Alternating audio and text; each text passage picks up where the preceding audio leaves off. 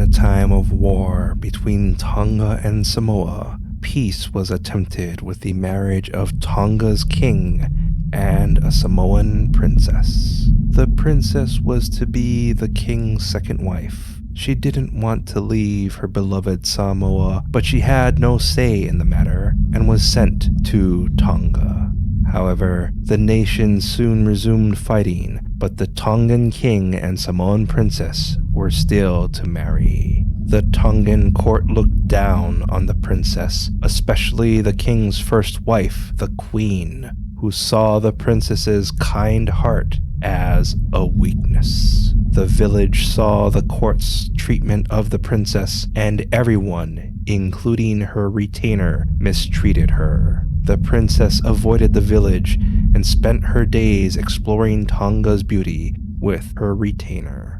During a walk, the lonely princess found a fruit bat with an injured wing. She pitied the terrified animal. Her retainer mocked her and shoved her aside to kill it. The princess's eyes flashed, and she ordered her retainer to stand down. The retainer grinded his teeth and complied. The princess picked up the scared bat and said, "I'll comfort you, so at least one of us isn't lonely." The princess was Samoa's goddess of bats, Leutogi, and this is Legends from the Pacific.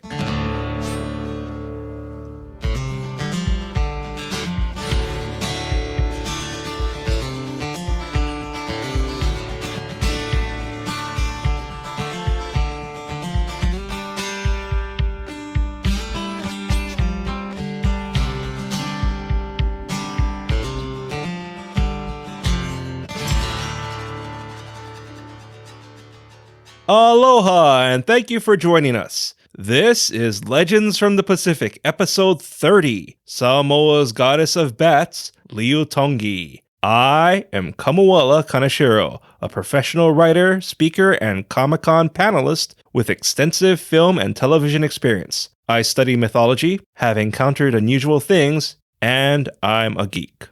Did you know our show's website has a fan art section? Swing on by legendsfromthepacific.com to see it and send your art today. Later in this episode, shoutouts to our fans, your featured song in Hawaiian word, but first, Leutogi. Located about 480 nautical miles south of Samoa is Tonga. 480 nautical miles by canoe. Logistically, those had to be some interesting battles. Now, this story includes Tonga and Samoa, which is kind of a big deal because there's a feud between Tongans and Samoans. This feud is so old that no one recalls how or when it started. As for Princess Leutogi, her longer name was Leutogi Tupa Tea. Still to come, shoutouts to our fans, your featured song and Hawaiian word, but now, a story.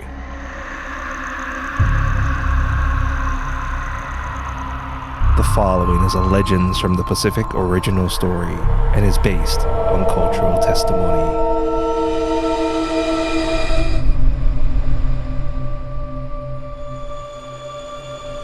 Leutogi returned to the palace with her bat, ignoring the retainers and servants who ridiculed her by flapping their arms and making sounds. At night, she'd take the bat outside, place it on her lap, and feed her injured friend mango, guava, and papaya. The princess loved how the bat's nose wiggled as it munched its food, but she was drawn to the northern stars glinting towards Samoa, and knew she could never see her beloved island again. Her longing caused stories and songs to well up, which she shared with her bat under Tonga's starry sky. When the bat's wing healed, Leutogi's heart fell, knowing it was time to say goodbye. That night, the princess ventured into the forest and risked encountering wrathful night spirits to find a safe place to release her bat. When she found the right spot, she smiled at her bat It looked at her expecting its sweet dinner, and Leutogi felt her heart break.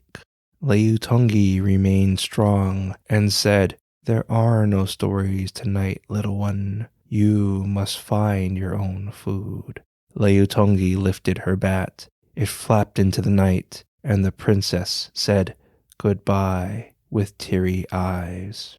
The next day, Leutogi's loneliness slumped her shoulders, but she hid her feelings, fearing she'd be ridiculed by the king and his court. The queen asked how Leutogi's bat was. Leutogi said it was healed and back in nature.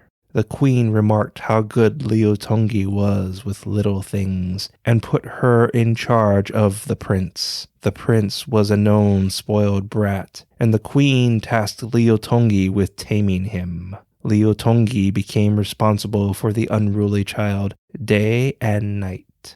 She longed for the nights spent with her bat, and one night the air called to her. She snuck away from the snoring child and embraced the night. She didn't care about the night spirits because the royal family were worse. Her walk took her near the island's coast, and something flapped beside her. It was her bat, and the princess said how much she missed it, and spent the night singing and telling it stories. During the following days, Leutogi didn't mind the tormenting prince because she looked forward to seeing her bat at night. She took the best pieces of fruit for it, and her bat brought its friends to share the princess's sweet food and stories.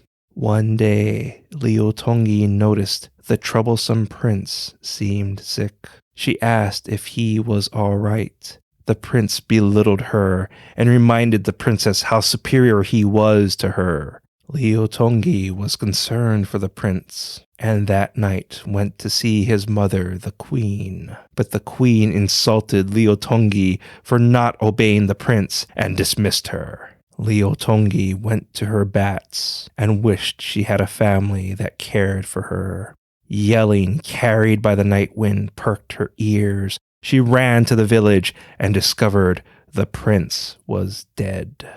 The queen blamed Leutogi for not noticing how sick the prince was and leaving his side. The infuriated king ordered Leutogi to be burned so she could feel his rage. Leutogi cried as everyone ignored her side of the story. She was tied to a tree and a fire was built around her. The princess accepted her fate and sang a childhood song as the smoke and flames rose. An eerie sound froze the villagers. A swarm of bats swooped upon them. Everyone scattered as the swarm extinguished the fire, and the fear-gripped villagers saw the unscathed princess walk from the tree in glowing embers.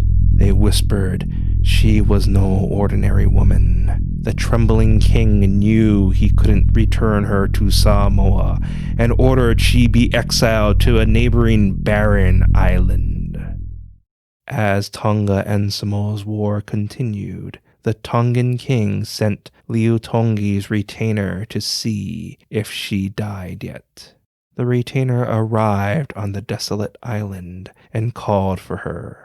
The sun was setting, and he readied to leave, but a woman called his name. It was Leutogi, healthier and more beautiful than he remembered. She welcomed him to her island and offered food and water. He scanned the harsh surroundings and said no. Leutogi offered some fruit and produced the most delicious pieces of papaya he's ever seen. He stepped back from her and asked where she got the fruit from. Leutogi giggled, smiled, and pointed to the sky. The retainer fell back into his canoe. Leutogi laughed as he fumbled for his paddle. He demanded she stay away, and he paddled from the cursed island. Leutogi's laughter was carried on the wind, but when he cleared the breakers, her laughing was replaced by an eerie sound. A cloud of bats blocked the setting sun and converged upon the island.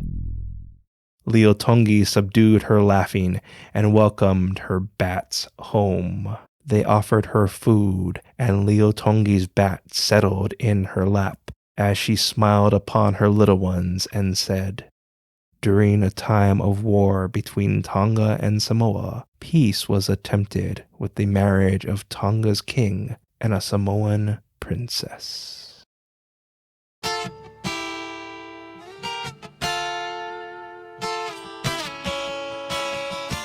Coming up, shoutouts to our fans, your featured song and Hawaiian word. You can support us by encouraging 2 or 3 of your friends to listen to our show. Halloween is around the corner, and I'm sure they'll appreciate your recommending our show.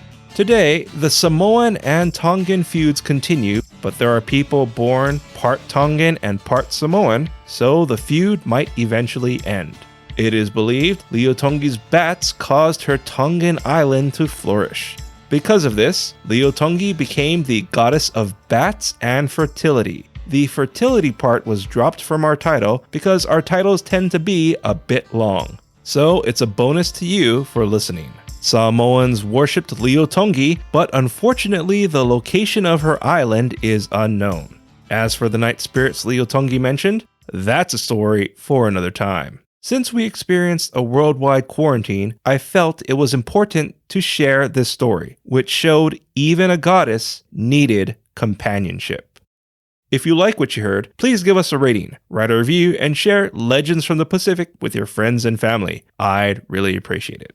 Mahalo to our listeners who I recently had a chance to chat with, and your encouragement is greatly appreciated. You may have noticed a little of my background was added to our intro. I've always emphasized putting our stories first, but listeners wanted to know more about me than the fact that I'm a Hawaiian Asian. So my blurb highlights some of my expertise.